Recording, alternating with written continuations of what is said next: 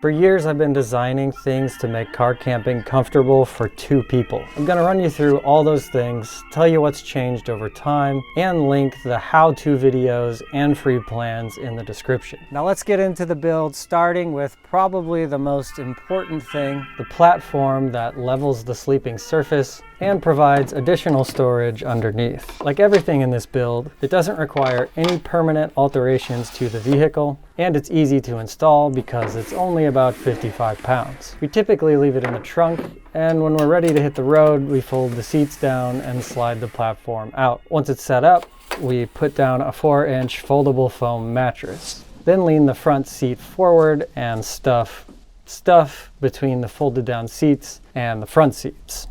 I put my pillow on those bags, and that's how I can fit my 6'1" self onto this platform without needing a hinged extension like my first build did.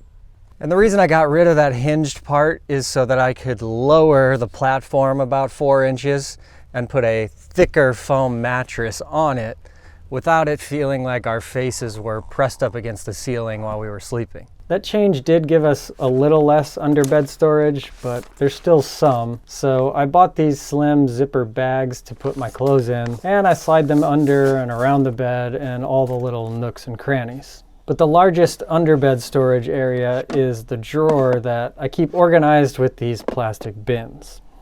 And now for what's changed about the build. There used to be a cross brace here and it broke off, but it turns out it's just as strong without that. And as a bonus, we're able to now slip our window covers underneath the platform. So if you're gonna make this thing, I recommend just not putting that cross brace on there.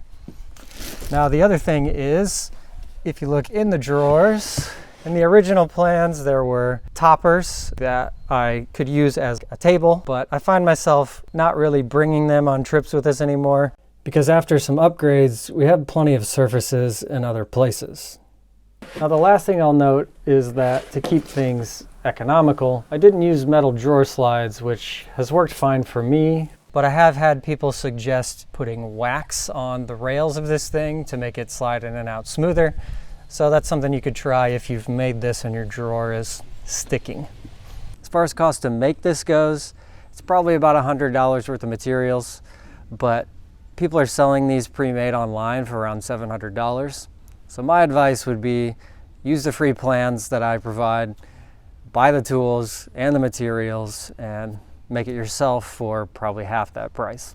There's a little more storage on the sides of the bed where we keep this car jump starter, tire pump, tire repair kit, and the battery box. In the box we have several battery packs instead of a large power station because we can put them in different places around the car or throw 1 or 2 in a bag when we're running around.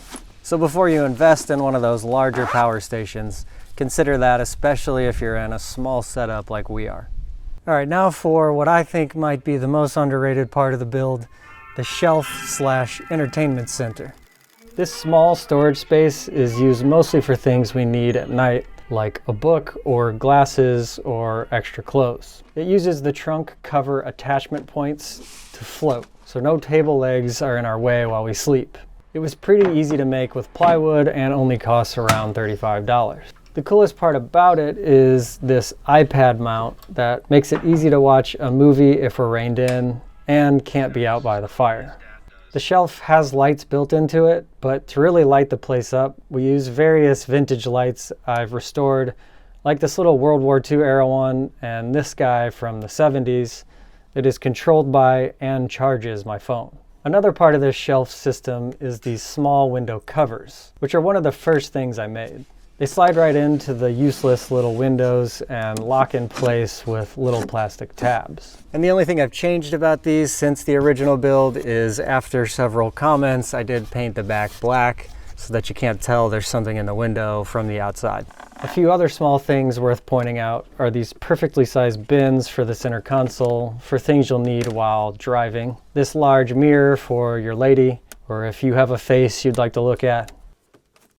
And these sticky, grippy pads to prop up phones and keep things from sliding around. Okay, now let's check out the outdoor camp kitchen. It's currently configured to bring our bikes along with us, But typically we just have our cooler and the bear-proof chuck box, which anchors to this platform with 3 cotter pins and a lock. There's a door on either side because it's on this swing arm, which makes it easy to move it out of the way and open the trunk. It also means we can easily set up our little camp kitchen temporarily in a parking lot or longer term at a campsite, and either way it's facing, everything is easily accessible. On the inside are drawers that make it really easy to pull out the gear and put it in an actual bear box if that's available, or in the front seat along with the cooler if a park or campsite requires it. But what actually makes this bear-proof is the Wi-Fi camera I built into it, so we can jump in the front seat and drive away if we see one. And the last camp kitchen thing worth mentioning is this pop-up tent. I had been using just a tarp and strings, but when we travel, we tend to go from campsite to campsite. And this thing's just been way more convenient because we can pop it up and tear it down in a couple minutes. So it's been worth buying it instead of DIYing it. And for the most pleasantly surprising part of the build, in terms of how I thought it was going to perform versus how it did, let's check out the roof rack. It's primarily made of about 50 bucks worth of something called Unistrut. And if your car has mounting points, you can just bolt these bars on in any configuration you'd like. But the best thing about it is that it's a full DIY system. Off-the-shelf racks can cost $700 with proprietary accessories that I guarantee aren't going to be available if you're driving through a small town. With this Unistrut stuff, there are a ton of connection points for bungees and ratchet straps, plus hundreds of different brackets and fittings because it's used by electricians and plumbers. One of my favorite accessories for it is this pipe attaching bracket that holds on our 5-gallon water tank. They have little hooks that make them really easy to attach to the Unistrut and come in a bunch of sizes. The water tank is also made out of readily available parts and pieces. It's really just a big old pipe with a hole for adding water and a relief valve so the water will flow properly, plus a spigot and a valve on the other side. Quick shout out to my dad. He made this before we went on an ATV trip to Utah, but I can rebuild it and make a video out of it if people are interested. Another thing this roof rack has been hauling all over the country is this cargo box that attaches really easily. This is probably the most expensive thing I purchased for the rig. Even used ones are pricey, but with this, we don't have to break down the bed and cram everything back in the car when we go to new campsites. These things have held up extremely well, and they're still rock solid. There is a little bit of paint chipping, and there's rust in a couple spots. But the only minor problem that I've had with them is that when there's no gear on the bars and I'm driving down the highway, they do make a little bit of a quiet hum sound. But I found an easy fix for that, which is I just wrap bungee cords around the front and back bar, and that totally kills the sound. And it means I always have bungee cords with me if I need them. Okay, now for what's been the most popular thing I've made so far, these window covers, along with the sunroof version of it. We started with Reflectix window covers, like most people do, and often in the summer we still just use netting. But sometimes we want to be a little more stealthy and not let anyone know we're sleeping in the car. And so here's what that looks like when it's installed from the outside. To install these blackout covers, I roll the window down and push them into the window frame.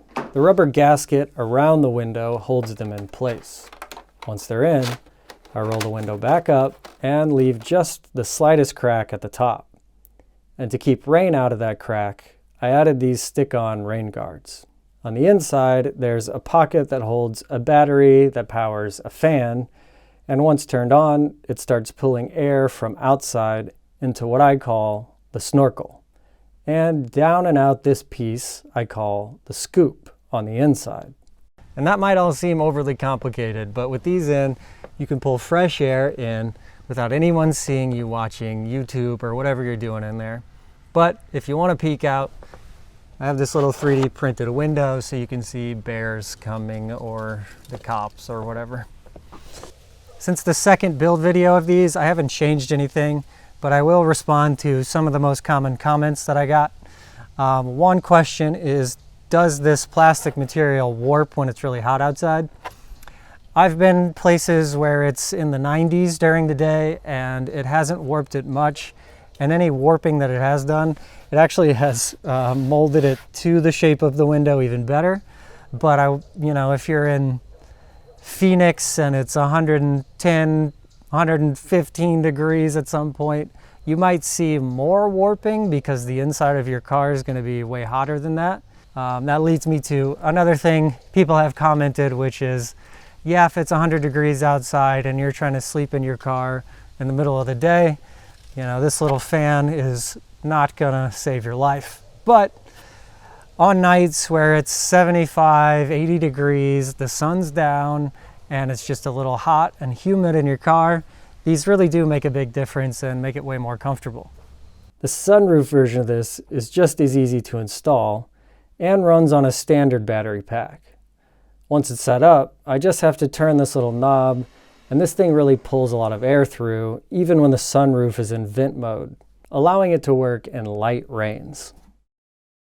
Now this thing's pretty powerful, so you could just get away with having the sunroof version, or if you don't have a sunroof, obviously you could just have the window version. Someone even commented they wanted to put one on one window that's drawing air in and one on the other that's drawing air out to get sort of a crosswind going. I think that's a cool idea, and really that is my goal, to just inspire people, not necessarily tell you exactly how to do it, because every car and everyone's situation is different. Subscribe if you want to see how I made all this stuff, or if you're interested in some more unusual builds.